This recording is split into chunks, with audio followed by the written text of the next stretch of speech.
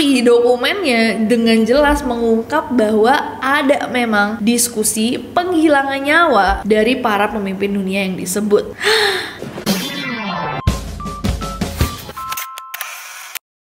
Hey guys, it's Nasi and welcome back. Kalau kalian belum subscribe ke channel ini, jangan lupa klik tombol subscribe di bawah, terutama untuk kalian yang suka mempelajari atau nggak mempelajari juga ya. Lebih kayak membahas, atau bahasa sekarang ya, menggibahkan.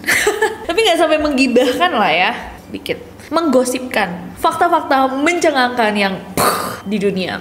Seperti yang kalian tahu guys, dunia militer ini dipenuhi sama tatanan-tatanan dan juga rencana untuk melindungi negara. Dan tentunya rahasia-rahasia tersebut walaupun untuk melindungi warga sipil dan juga kedaulatan negara dan keamanan nasional nggak bisa dibuka sama publik dan diketahui secara umum. Kalau misalkan banyak orang yang tahu, bisa aja informasi yang sensitif jatuh ke tangan musuh. Nah, kerahasiaan ini sudah sepanjang sejarah memunculkan teori-teori konspirasi yang biasanya kita bahas di Neror. Karena banyak rencana-rencana militer yang dianggap patut dirahasiakan karena sangat-sangat mencengangkan. Berlapis-lapis plot twistnya. Gak kepikiran lah sama rakyat biasa. Dan beberapa bahkan melawan etika, norma, dan agama.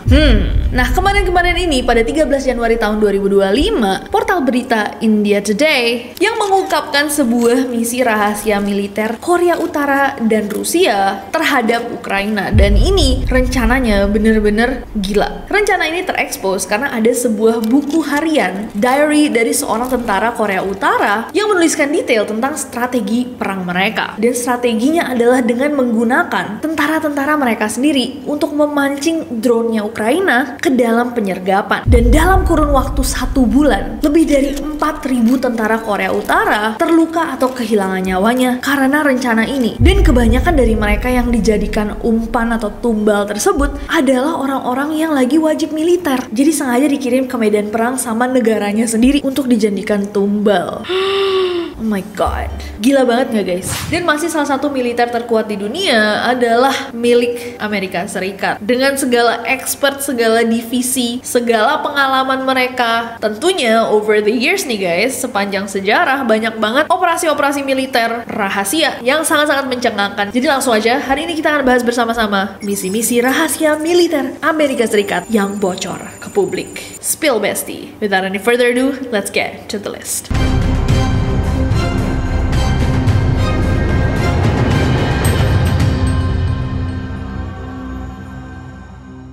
By the way, Neroris, aku bacain komentar-komentar kalian yang ngomongin tentang aku masih bindeng. Aku lagi rutinin minum Bear Brand buat menjaga daya tahan tubuh. And I think it's working. Dan aku masih ngerasa bahwa Bear Brand rasa susu terenak. Iya gak sih? I don't know. Yang mau beli juga, linknya ada di bawah ya.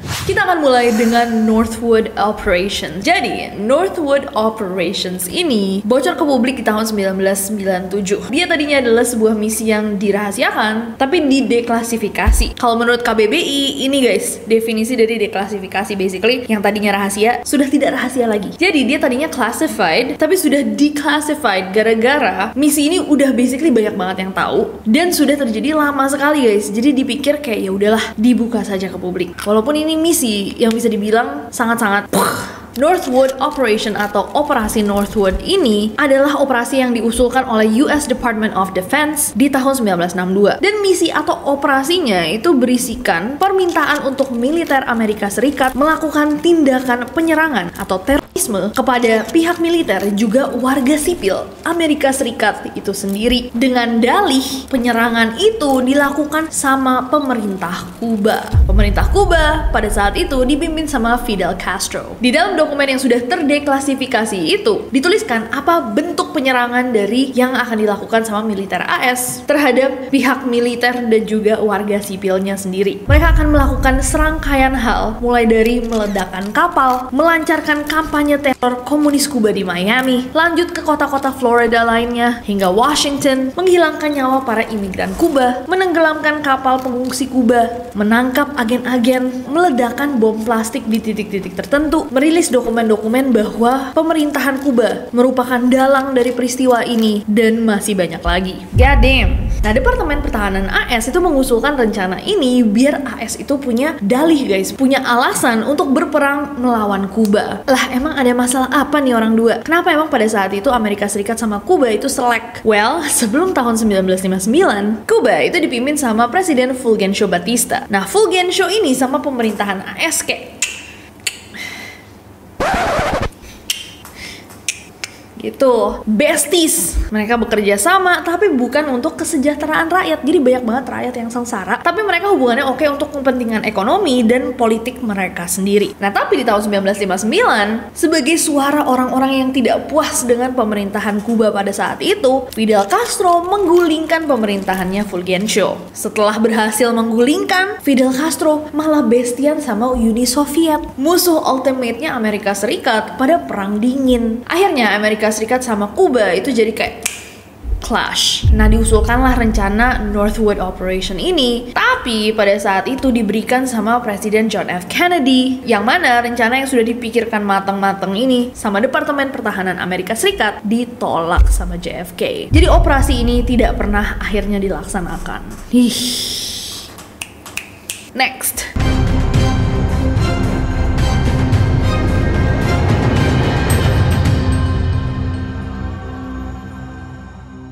Next ada Ice Worm Project. Di tahun 1995, ada sebuah misi rahasia bernama Ice Worm Project yang mulai terungkap setelah Danish Foreign Policy Institute melakukan penyelidikan resmi terkait penggunaan dan juga penyimpanan senjata nuklir di Greenland, Denmark. Nah, akhirnya nih di tahun 1996, Project Ice Worm ini dideklasifikasi ke publik. Apa sih Ice Worm Project atau proyek Ice Worm? Ulat es, Ice Worm, proyek cacing es. Nah, apa sih Ice Worm Project atau proyek cacing es ini? Jadi, Ice Worm Project ini adalah sebuah misi yang tadinya rahasia ya guys, dari Angkatan Darat Amerika Serikat pada masa Perang Dingin. Misi ini dimulai di tahun 1959, di mana Angkatan Darat AS membangun sebuah sistem terowongan untuk peluncuran rudal nuklir yang bergerak di bawah lapisan es di Greenland. Rudal-rudal tersebut itu disiapkan untuk diluncurkan ke Uni Soviet. Jadi Angkatan Darat Amerika Serikat itu ngebor es setebal 1,4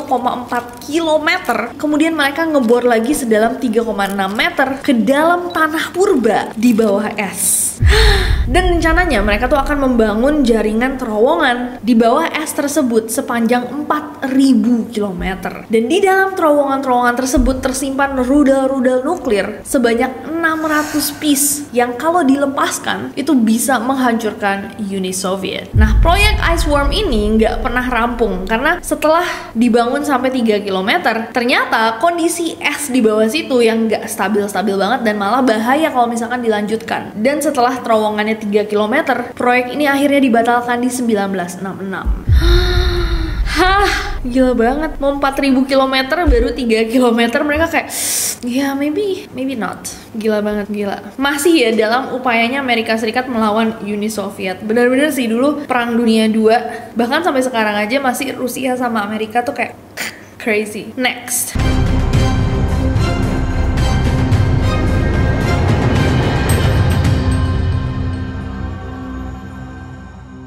Next ada Manhattan Project. Manhattan Project atau Proyek Manhattan ini adalah program riset dan pengembangan yang dilakukan selama Perang Dunia II untuk menciptakan senjata nuklir pertama. Dipimpin oleh Amerika Serikat dengan bantuan Britania Raya, the Great Britain, dan juga Kanada. Proyek ini berlangsung dari 1942 sampai 1946. Nah, mungkin kalau misalkan waktu itu kalian nonton filmnya Oppenheimer, seorang fisikawan nuklir yang sangat terkenal, J. Robert Oppenheimer, adalah direktur laboratorium Los Alamos yang bertugas merancang bom tersebut. Bukan bom sekedar bom ya guys, bom nuklir tersebut. Tujuan utama dari Manhattan Project itu adalah untuk mengembangkan bom nuklir sebelum Nazi Germany berhasil melakukannya duluan. Proyek ini melibatkan lebih dari 30 lokasi riset dan produksi di seluruh Amerika Serikat, Britania Raya, dan juga Kanada. Proyek ini guys menghabiskan biaya sampai 2 miliar US dollars. Setara kalau misalkan sekarang di tahun 2025 itu kayak 405 triliun rupiah. Dan hasil dari proyek ini adalah 2 jenis bom atom. Little Boy pakai uranium-235 dan yang kedua Fat Man menggunakan plutonium-239. Dan 2 bom inilah yang digunakan pada Hiroshima dan Nagasaki di tahun 1945 yang menelan korban mencapai 200.000 orang. Nah, jatuhnya nih rencana Manhattan Project ini sebenarnya bukan rencana lagi, ya udah terjadi. Itu ke-spill ke publik karena selama perang itu ada aja orang-orang yang nggak sengaja nih menyebarkan informasi tentang Manhattan Project. Bahkan di tahun 1945 sebelum pengeboman Hiroshima Nagasaki, majalah Life itu sudah melaporkan bahwa mereka sudah tahu bahwa ada proyek rahasia militer yang sedang dijalankan sama Amerika. Tapi siapapun yang berani ngomong atau mengungkap akan dihukum 10 tahun penjara atau denda 10.000 US dollars. Akhirnya setelah perang berakhir, orang-orang mulai ngomongin, rincian dan detailnya juga sudah mulai ke-spill kemana-mana. Bahkan ada yang bikin laporan dari buku, artikel, dokumenter, foto-foto dan lain-lain tentang pengembangan senjata nuklir pertama. Akhirnya informasi tentang Manhattan Project diungkaplah pada publik. Serem banget sih. Kalau misalkan kalian ke Jepang, coba deh sempetin ke Hiroshima. Ada kayak monumen-monumen dan juga museum di mana kalian bisa mempelajari apa efek dari bom nuklir, dan itu serem banget. Benar-benar kejadian mengerikan dalam sejarah. Next.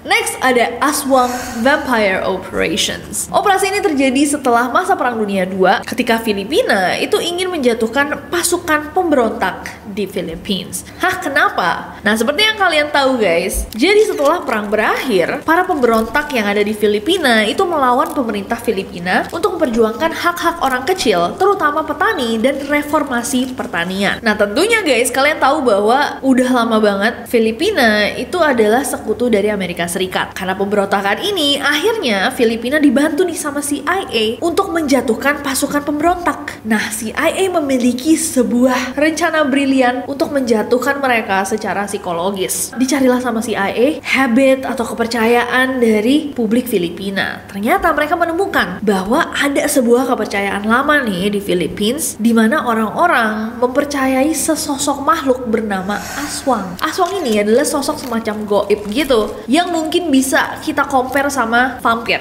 Si Aswang ini kayak demit Filipina, tapi lebih intens daripada vampir. Dia nggak cuma menghisap cairan merah, Aswang juga memakan organ tubuh, jadi di dalam kandungan, bahkan sampai menyedot lendir manusia. Dan orang-orang Filipina di tahun 1950-an tuh masih percaya banget tentang keberadaan Aswang. Setidaknya ini adalah cerita yang turun-temurun gitu. Nah, CIA memiliki ide bagus pipi tembak untuk memanfaatkan ketakutan tersebut. Jadi operasinya adalah untuk menculik seorang warga sipil Filipina, menghabisi nyawanya secara brutal, meninggalkan luka-luka yang menyerupai gigitan vampir di lehernya, menggantung tubuhnya secara terbalik di pohon, dan menguras cairan merah dari tubuhnya sampai kering. Dan jasadnya itu ditinggalin di tempat yang akan ditemukan gitu sama orang-orang. Dan begitu orang-orang Filipina ya, begitu rakyat sipil waktu itu ngeliat jasad dari pria itu, semuanya langsung berasumsi bahwa wow, mereka sedang ditarget oleh Aswang. Mereka memiliki ketakutan yang mendalam, terutama di kalangan rakyat kecil, para petani, orang-orang yang mau perubahan, yang dilabel sebagai pemberontak itu. Mereka benar-benar percaya bahwa Aswang itu sedang mengincar mereka. Jadi mau gak mau, mereka harus memilih dan mereka harus kooperatif sama pemerintah. Akhirnya mereka didorong untuk memilih satu pemimpin nih, Raymond Magsaysay, yang emang sangat-sangat deket nih sama CIA. Dan operasi vampir ini akhirnya berhasil guys. Pemerintah Amerika Serikat jadi bisa mendikte si presiden terpilih, karena jatuhnya mereka yang membantu dia untuk terpilih. Gila gak? Rakyat ditakut-takutin pakai Aswang, padahal CIA lebih serem jahatnya daripada Aswang. Gila nggak? Tapi guys, kalau misalkan terjadi di Indonesia, kira-kira apa ya kayak sosok yang bakal bikin kita semua takut setakut ini gitu? Kebayang nggak kalian? Atau kayaknya di zaman sekarang semuanya bakal mikir sih, nggak mungkin, ini pasti ada konspirasinya dan kita bahas bareng-bareng di Neror. Ya nggak? Nggak tahu. What do you guys think? Coba komen di bawah. Next.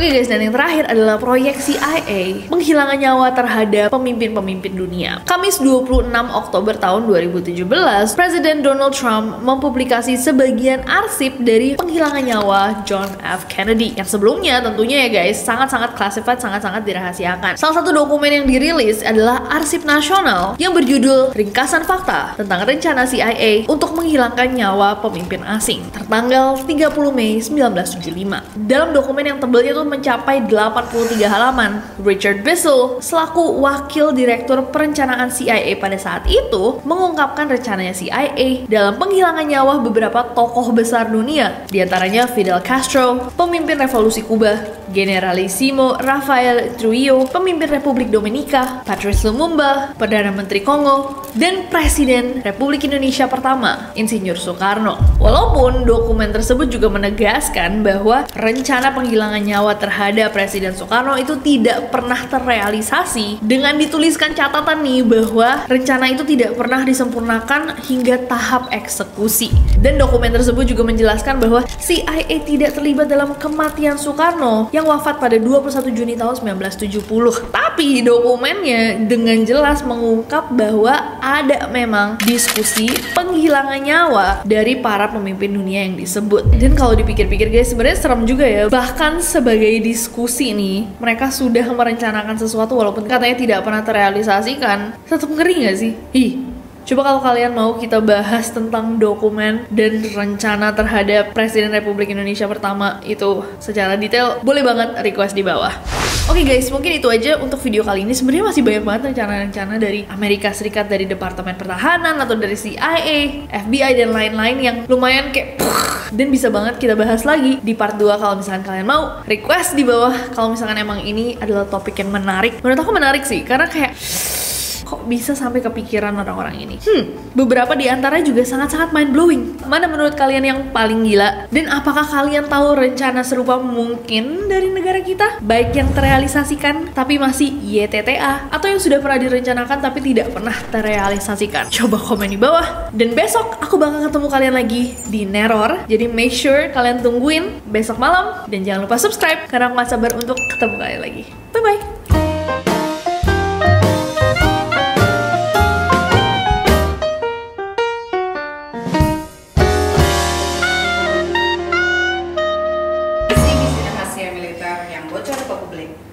Oh my god, 1, 2, 3. Haha. Fakta-fakta mencengangkan di dunia. Langsung aja. Kok gitu? Kayak kuis. Siapa tadi namanya? Di dalam dokumen yang sudah terdeklasifikasi, sebab sih deklasifikasi. Di dalam dokumen yang sudah terdeklasifikasi. Sekali lagi.